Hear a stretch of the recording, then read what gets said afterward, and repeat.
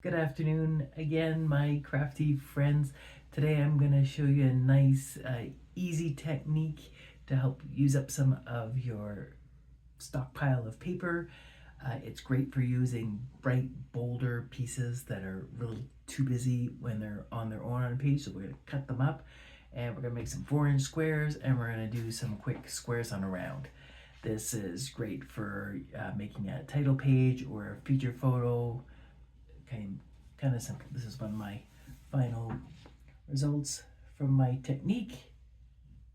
I'll walk you through my fast and easy steps so you can get it done jiffy split and it will look so pretty. We'll see you in the craft room. All right, as I said with my introduction, this technique of the squares on a round, it's a great way to use up some of your pieces of bigger, bolder papers that may be too intense to put on a page by itself just because it's a little bit too bright. But if you cut it up in smaller pieces, it works just great. So I'm going to use up these little pieces. You're going to need pieces that are 3 and 3/4 by 3 and 3/4, your squares. So we'll cut some of those down to make some more, and we're going to be needing 8 of those. Now you can do 2 shades, 3 shades, 4 shades, whatever you like. What else?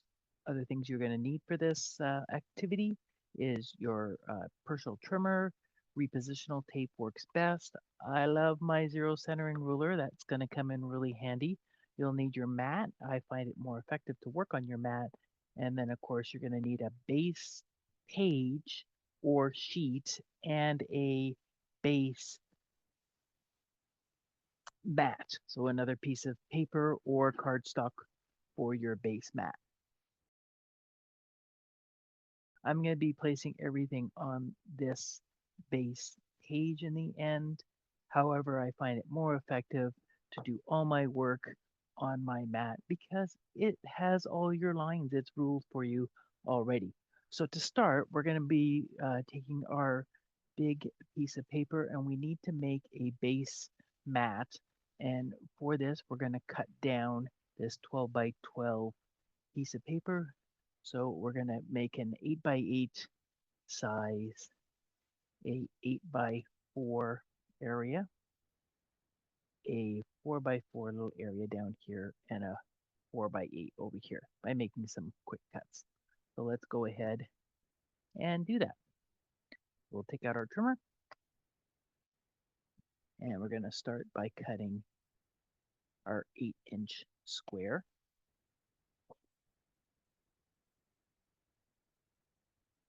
Come in, slide it to the 8-inch line, and take that piece off.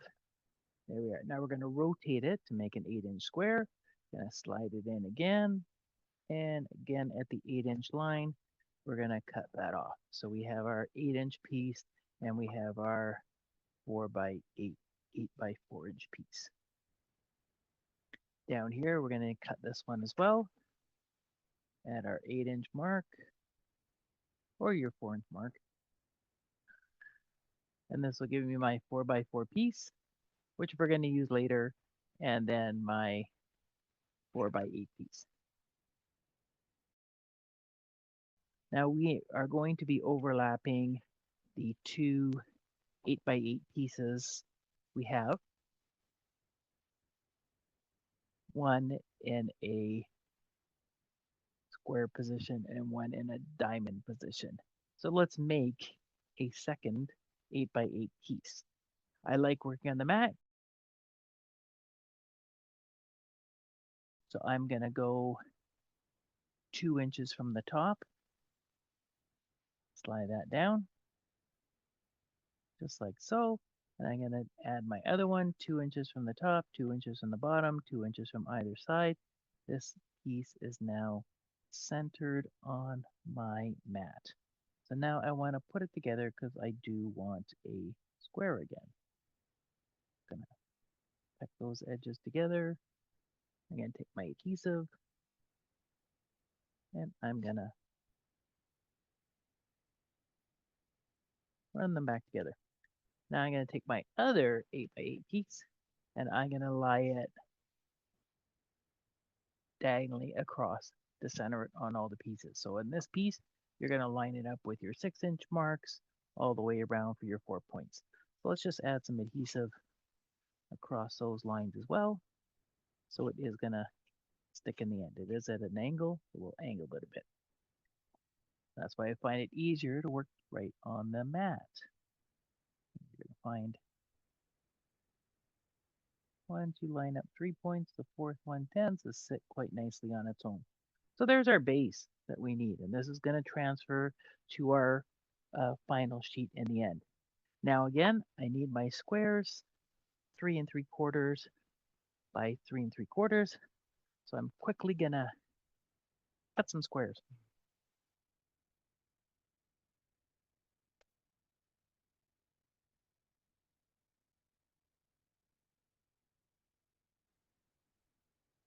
And there we have it, all our little pieces that we're going to be playing with.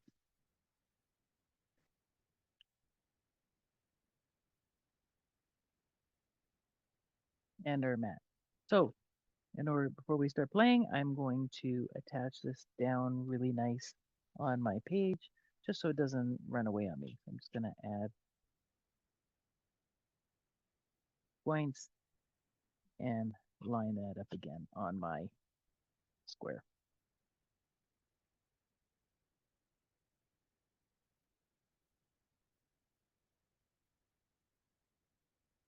And there we have it. Now, next step is just to go around in our circle and start adding our pieces. So the last piece that you put on here, you're going to leave a bit of a margin on either side. Because the last piece is going to tuck underneath the first piece, you don't want to put any adhesive on this backside just yet, or don't stick it down very solid, just so you can get at it again. Again, here's number one.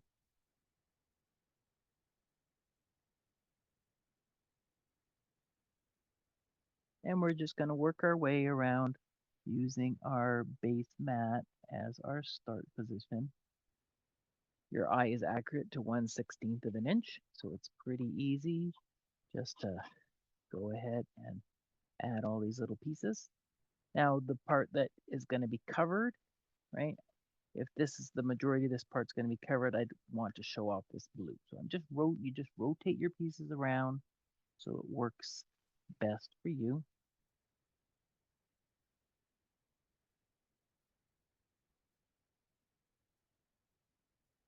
So fast, so simple. Back to the orange.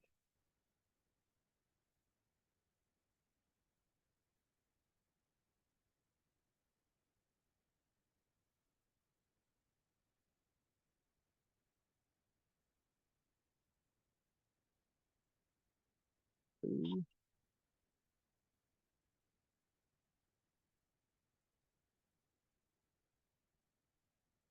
Great one. We'll have to see.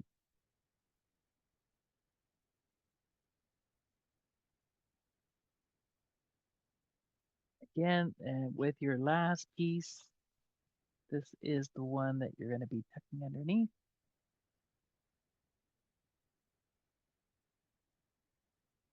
Make it fit real nice, and then add a bit of adhesive there to have it stick.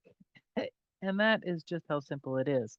Your last piece of 4x4, you can use it as a mat on your page to put your title in, or you can add a circle instead if you like, but that's just how simple it is.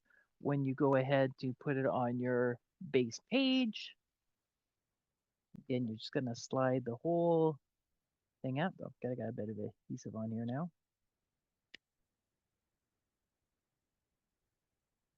A little bit. I'm going to slide my page down into my 4x4, and this is where you can find your ruler comes in handy. On the 6 and the 6, your bottom edge should be 2 inches from the base of your page. So if I take my ruler and I'm gonna drop it on the page itself in between the G-ping. If I go from the edge of the page to the base of my blue mat, 2 inches, and just make sure I'm centered on the 0 when I'm done here, because I do have that straight edge right across the bottom. I know I'm automatically going to be centered all the way around. I'm 2 inches from here, I will automatically be 2 inches from there and 2 inches from either side. Just that simple. Using 4-inch squares, catch my video on the folded paper petals. Another fun, easy technique. Great for title pages, great for a feature photo. Thanks for joining me. Don't forget to like and subscribe.